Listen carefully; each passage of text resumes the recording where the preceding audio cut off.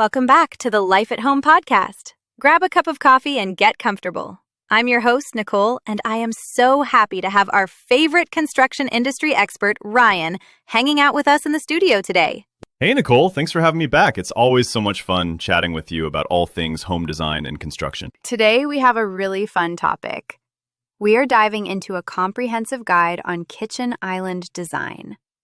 I feel like the island is the absolute center of the universe in a house. It's where everyone gathers. Oh, 100%. A well-designed kitchen island completely transforms how you cook, how you entertain, and how you actually move through your home. But getting it right takes some planning. Whether you're updating a coastal single-family home or a high-rise condo, you have to think about layout, storage, clearances, and materials. So, if a homeowner wants to redesign their kitchen, where is the very first place they should start? You always start with your goals. Ask yourself, what is the primary purpose of this island?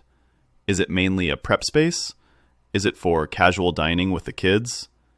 Is it a cleanup zone or just a beautiful showpiece for entertaining? You really need to prioritize one or two functions. That makes sense. Because if you try to do everything, it just gets cluttered. And I'm guessing knowing who uses the kitchen dictates the size and layout, right? Exactly. Space planning and clearances are huge. A common mistake I see in the construction world is people trying to cram a massive island into a kitchen that doesn't have the space for it. You need a minimum of 42 inches for your aisles if there is one cook. If you have two people cooking, or if appliances open up facing each other, you really need 48 inches so you aren't bumping into each other. What if an island just won't fit? If it makes the room too tight, don't force it. Consider a peninsula or a really cool furniture-style work table to keep those clearances open without crowding the room. Let's talk about seating. I feel like getting the bar stools right can be tricky. It really comes down to the overhang depth for your knees.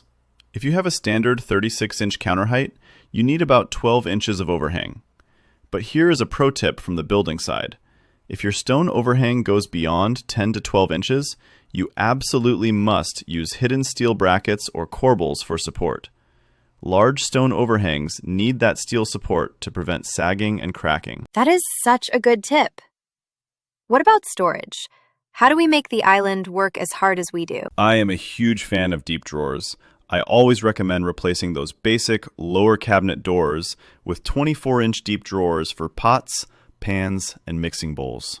Another must-have is a double or triple pull-out for trash, recycling, and compost right near the prep sink. We're also seeing a lot of microwave drawers integrated into islands now. It's safe, ergonomic, and it keeps your countertops completely clean. Now, living down here in Florida, we have to think about coastal durability. What materials hold up best? You have to be smart about humidity. For your cabinets, furniture-grade plywood boxes resist humidity way better than standard particle board. You also want to specify corrosion-resistant hardware. For countertops, quartz or well-sealed natural stone are fantastic. We also have a lot of listeners living in condos. Are there specific things they need to keep in mind when designing an island? Definitely. Condo remodeling is a totally different beast. You have strict HOA coordination, you have to reserve elevators and stick to certain work hours, but structurally, you also have slab constraints. If your building doesn't allow core drilling into the floor, you might have to do a dry island, meaning it just has storage and electrical, but no plumbing. Wow, I wouldn't have even thought of that. Doing a renovation involves so many moving parts. Ryan, as an industry expert, who do you recommend our listeners reach out to if they want to get this done right? If anyone is looking into kitchen remodeling in Naples, you absolutely have to contact Renovations Plus of Naples.